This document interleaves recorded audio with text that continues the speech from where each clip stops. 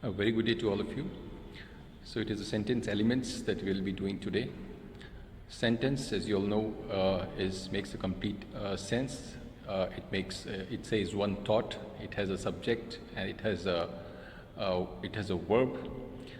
Subject and verb are compulsory for a sentence. Although a sentence has 5 elements, that is subject, verb, object, complement, and adverbial. So these are the 5 elements that a sentence has. We do not have the 6th element, although each of the elements, they may be repeated in the same sentence. Either the subject may be repeated, or the object, or the verb, or the adverbial, they may be repeated in the same sentence.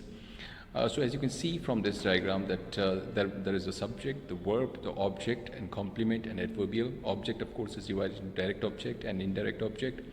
So is called the complement is divided into complement of the subject and complement of the object. Now subject is something which is kind of sort of a topic of about which something is being said, which comes before the verb phrase. It is usually a noun phrase. It can be a single word, and it can be a phrase, it can be a clause.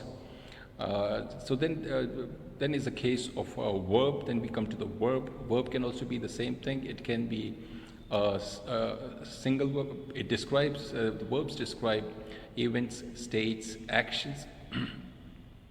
So it can also, verb can also be a single word, or it can be a phrase. For instance, an example, John bought oranges. And the second thing is John has been buying oranges. In the first case, we have a single word as verb, John bought oranges. In the second case, we have a phrase, John has been buying oranges. We have auxiliaries before the main verb, John has been buying oranges. The third element of the sentence is the object. The object comes immediately after the verb. Object is also a noun phrase, normally a noun, and it can also be a phrase or a clause. Object is the one which is directly affected by the action performed by the subject, and object, it comes as in the first case. In these examples we saw that John bought oranges. So oranges is the object in the sentence. Then after the object, we have the complement, which is the attribute of either the subject or the complement. It says something about the subject, or it comes after the verbs like copular verbs or linking verbs like be, seem, appear, smell, taste, look. So these are the copular or linking verbs after which require a complement to complete the sentence, to complete the idea or the thought. And if the complement comes after the object, it is the complement of the object. If there is no object, the complement is, if it is there in the subject, it is the complement of the subject. The last item in the sentence elements is the adverbial, which gives us circumstantial information, which answers our questions like why, when, how long, and about frequency, how often. The answers to whatever answers to all these questions is the adverb or adverbial. Adverbial is something which gives extra information about the clause, and adverb is something which modifies a particular word, like a verb or an adjective. So have a look at this diagram again. So these are the 5 elements that we have in a sentence. Now let's have a look at the sentence. As a subject, as I already told you, subject can be a single word, it can be a phrase, or it can be a clause. A verb can be a single word, or it can be a verb phrase. So also object. Normally subject is a noun phrase. Normally object is a noun phrase. Complement is either an adjective or a noun. Adverbials, as I told you, it can be adverbial of place, adverbial of time, adverbial of manner, adverbial of frequency, etc. So the next thing we talk about the subject and the predicate in detail. So as you can see from this picture, predicator and subject. So all that is not subject is the predicate, which comprises the verb, which comprises the object, the complement, and adverbial. All that is not subject is the predicate. The subject we already did. There are two examples given in this picture. His sister cooks excellent Chinese dinners. So his sister over here is the subject and cooks is the verb, and excellent Chinese dinners is object. This phrase is the object. So it is pre-modified by the adjectives excellent and Chinese. And second sentence is his sisters cook excellent Chinese dinners. So subject, you see in the first case his sister is singular. So the verb has an S added to it. So the subject, it has a concord of number and person with the verb, with the finite verb. A subject has at least one finite verb which agrees with the subject in terms of number and person. If there's any change in number and person in the subject, there is change in the verb. So his sister cooks is the singular. Sister is singular, so we have an S form of verb. In the second case, we have the subject, a plural subject. His sisters cook excellent Chinese food. The S, which was there in the previous case, just goes away for this plural subject. Now, the verbs also, we described about the verbs. That is, they can express actions, events, processes, activities, states, etc. Such happenings can be physical, like eat, mental, think, perceptual, see, social, buy, and so on. So these are the verbs. A sentence has at least one finite verb, and verb also can be either a single word or it can be more than one word. It can be auxiliaries. At the most, there can be 4 auxiliaries before the main verb.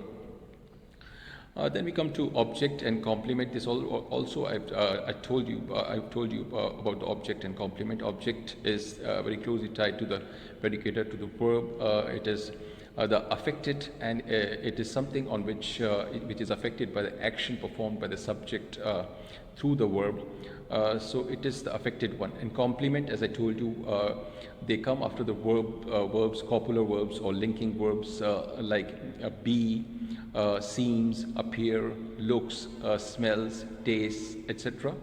So these are the complements of the subject. If it comes after the object, it is the complement of the object. Now let's again have a look at these examples. They have elected Harry. So here it is the object, they subject, have helping verb, elected the main verb, and Harry is the object. The second case, Harry will be the next leader of the school. Harry is the subject, predicate, and complement. Because why it is the complement? Because Harry and the next leader of the school are the same. And in the first case, they is a separate. The subject is a separate entity, and the object is a separate entity. But in the case of complement, the subject and the complement, they both are the same entities.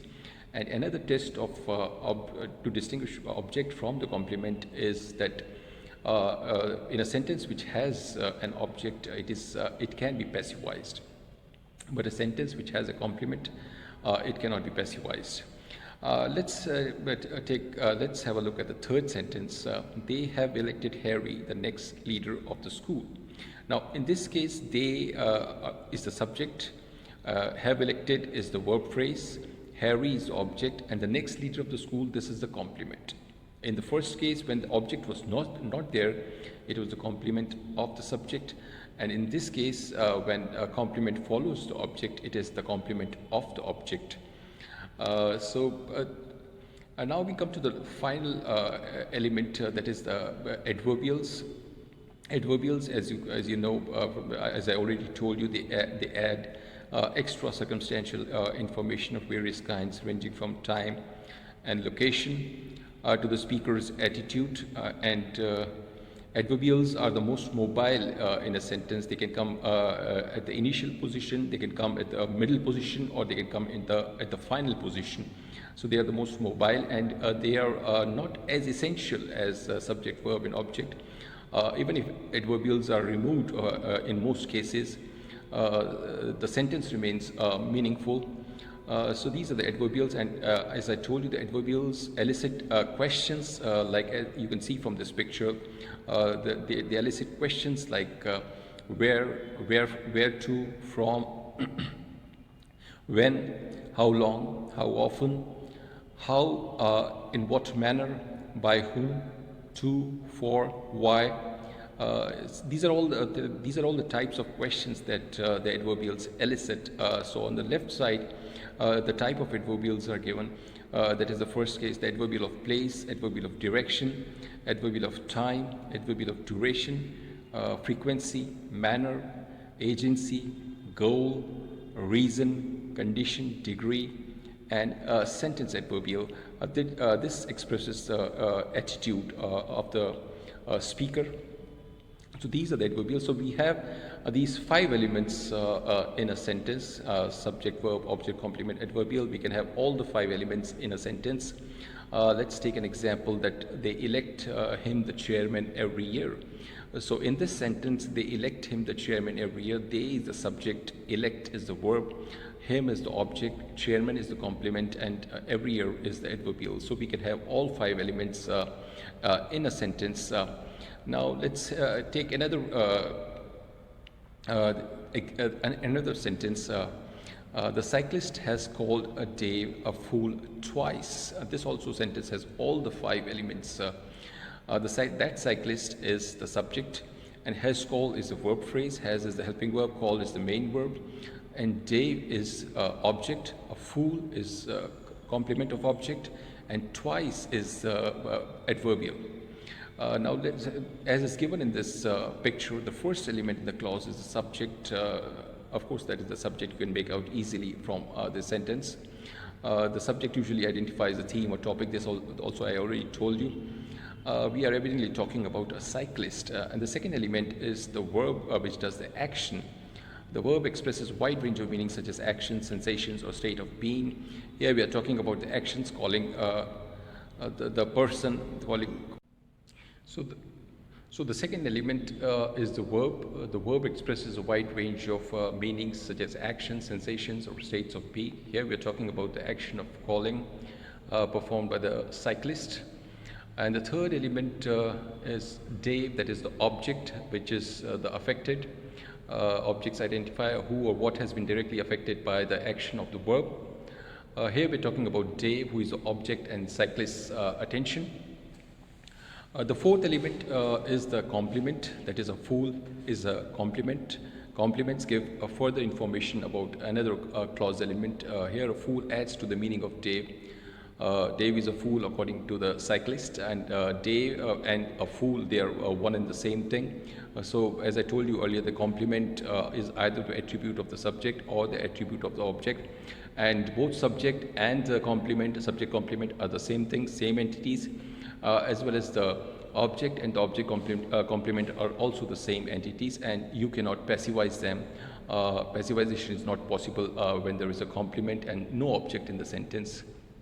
So this is a test between to differentiate an object from the complement.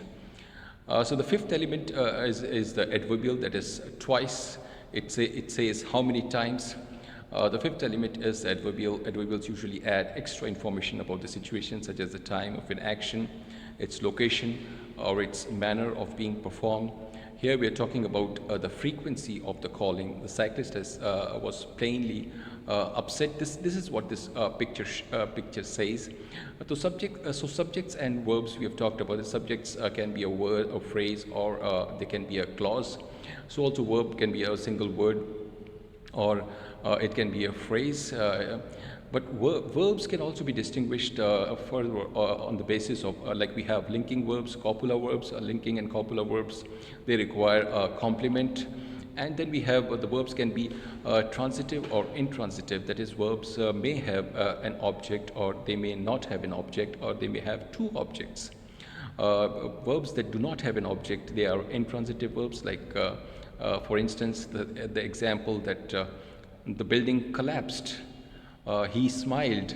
So these are the sentences, these are the examples which are intransitive, which do not have an object. They are the sentences which structures just the subject plus the verb. So they do not have the object, and they are they are known as intransitive verbs. Transitive verbs are those verbs which have an object. For instance, the hunter killed the tiger. So the hunter, subject, verb, object. Object is the tiger. The tiger here is the direct object, and we can also have an indirect object. For instance, John gave the girl an apple. So John is the subject, gave is the verb, the girl is the object, and the apple is indirect object. So direct object is something which for which some action is being performed or something being done, and it is the indirect object is indirect object is the recipient. That is, John gave the girl an apple. So the girl here is an indirect object. It usually comes before the direct object. Indirect object is that thing which which is being done for the indirect object, or which is being given to the direct object. So here in this case, John gave the girl an apple. That is, the girl is an indirect object, and the apple is a direct object. So like this, we have intransitive verbs, transitive verbs, and ditransitive verbs. That is, we may have two objects, or we may also have, it can also be complex transitive, that it may have object and a complement. That is, of course, for the sentence, it's not for the verb. And verbs can be stative or dynamic. That is, stative verbs are those which describe the states, which which do not accept the ing or the progressive form. And dynamic verbs are those which accept the ing and progressive forms. So in this way, the verbs can be divided into the following in these various categories. Objects, of course, there can be two indirect and direct object. So also the complement, it can be a complement of the subject or complement of the object. Adverbials can be adverbials of place, manner, time, frequency, duration, etc. So this we have completed the elements of the sentence, all these 5 elements of the sentence. Thank you very much.